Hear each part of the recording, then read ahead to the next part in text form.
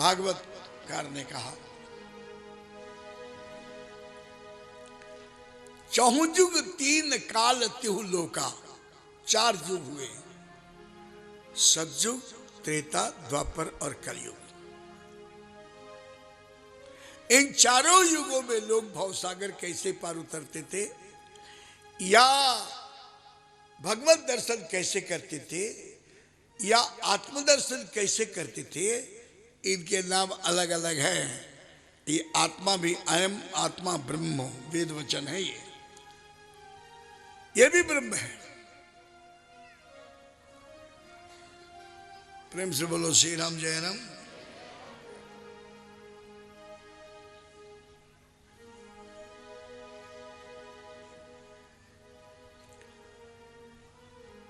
कीर्तियत ध्यायते विष्णु, सब लोग ध्यान करते थे, मेडिटेशन। इस कलयुग में भी मेडिटेशन का कितना महत्व है हम समझते हैं कि आपसे ज्यादा फॉरेन कंट्री वाले इसको समझते हैं।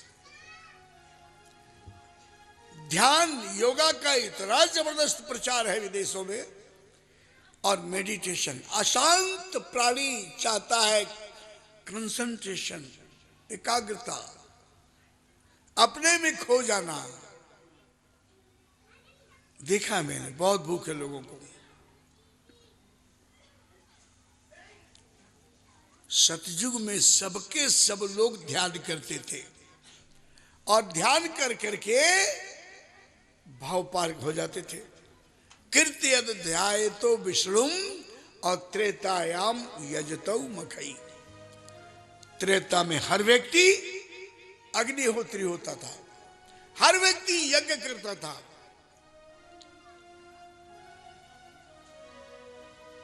और द्वापरे परिचार्यायाम, द्वापर में सब लोग पूजा करते थे।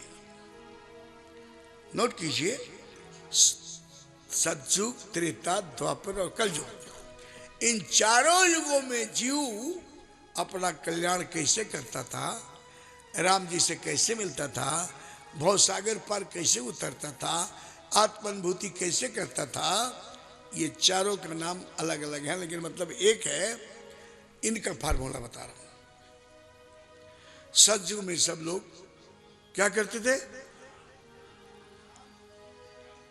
और द्वापर त्रेतायाम यजतो मखई, यज्ञ करते थे। द्वापरे परिचार्यायाम, भगवान की सेवा करते थे। और कलो तद हरि कीर्तनात्, कलयुग में कीर्तन के अलावा दूसरा कोई उपाय नहीं है। रामायण में इसका भावांतर लिखा गया, बोले कीर्तन युग सब योगी विज्ञानी है, पढ़िए, कीर्तन युग सब योगी विज्ञानी, कीर्तन युग सब योगी विज्ञानी,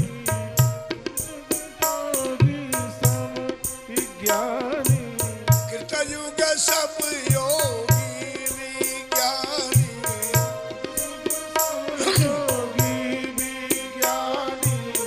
उसी का अर्थ है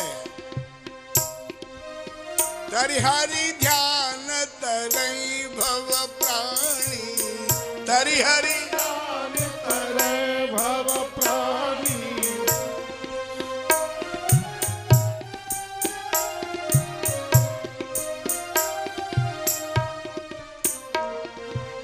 कीर्तनाध्याय तो विष्णु, और रामायण में उसका भाव कहा गया सत कीर्तन सब योगी विज्ञानी। अरे जिस भारत का स्वप्न दुनिया देख रही है, जिस राम के भारत का, जब कहते कि भारत को भारत बनाए रखो, और भारत बनाने का अध्यात्म ही एक यंत्र है जिससे भारत को भारत बनाए रखा जा सकता है। बिना अध्यात्म के दुकान में लगा हुआ स्टैचू जैसा हम या हमारा भारत नजर आएगा। सब प्राण कर रहा है तो उसमें अध्यात्म डालना पड़ेगा, क्योंकि हमारा देश भौतिकवादी नहीं, अध्यात्मवादी है। हमारा देश पूरे ब्रह्मांड को, पूरे प्रकाश को, पूरे दुनिया को रोशनी देता है। एक बार अमेरिका में हमसे पूछा किसी ने, पादरी था, बोले स्वामी जी ये वैदिक संस्कृति, पूर्वी संस्कृति, हिंदू संस्कृति, भारतीय संस्कृति, आखिर what is difference western and eastern culture, क्या अंतर क्या है? मैंने कहा बहुत अंतर है।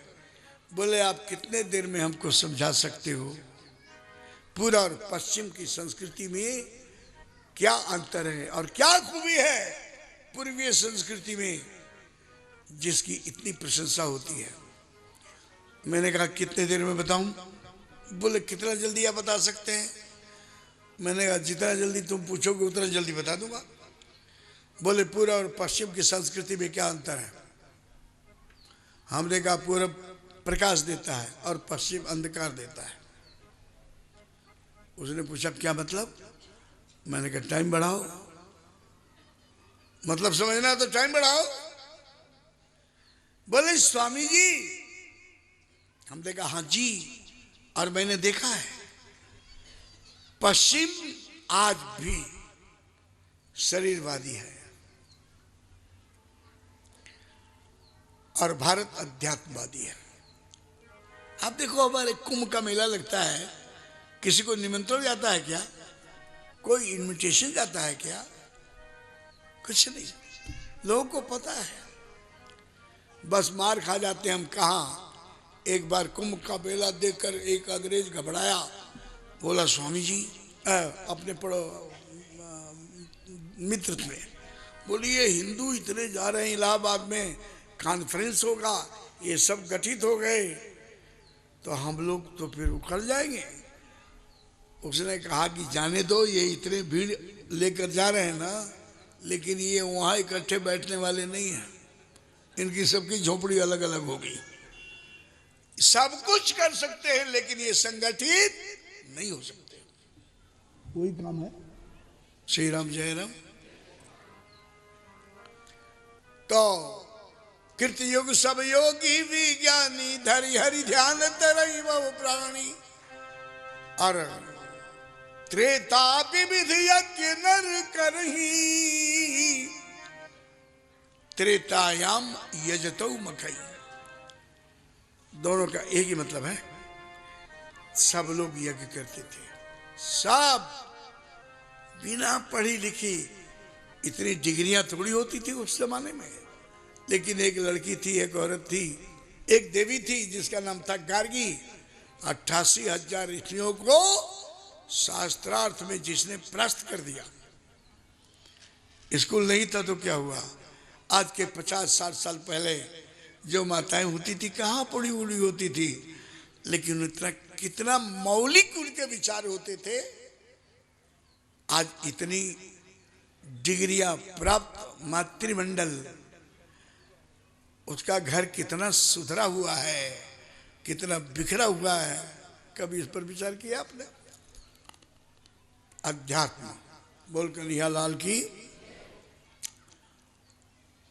वो माताएं, जब मैंने देखा अपनी आंख से, मेरी माँ बचपन में जब होश में देखा है, भोजन बन जाता था तो चूल्हा में से थोड़ा आग निकालती थी और थोड़ा चावल, घी, दाल सब कुछ मिला मिला करके, जय अग्नि देवता।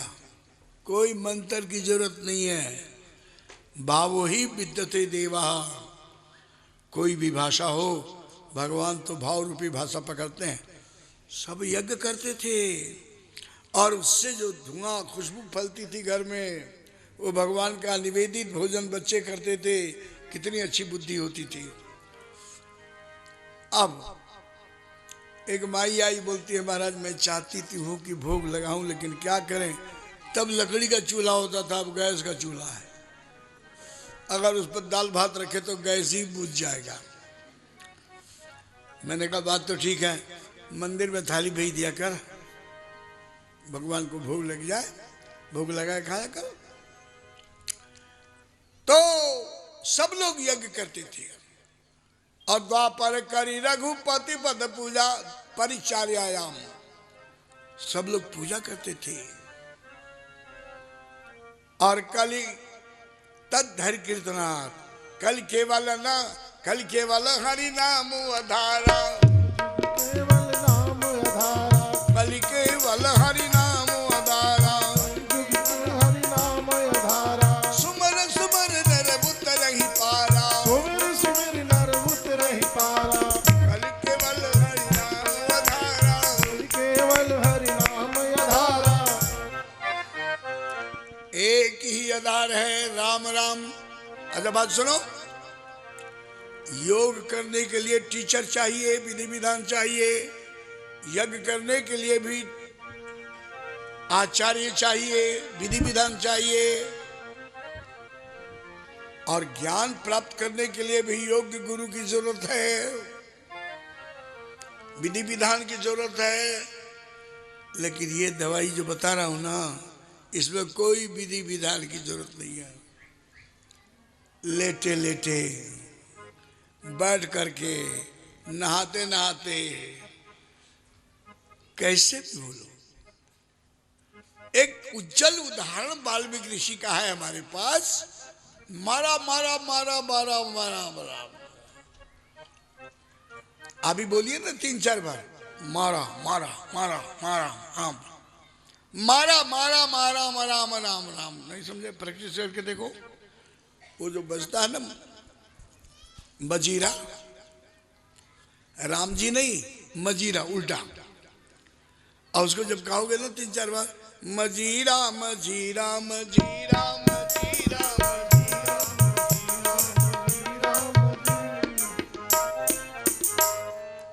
क्या हुआ?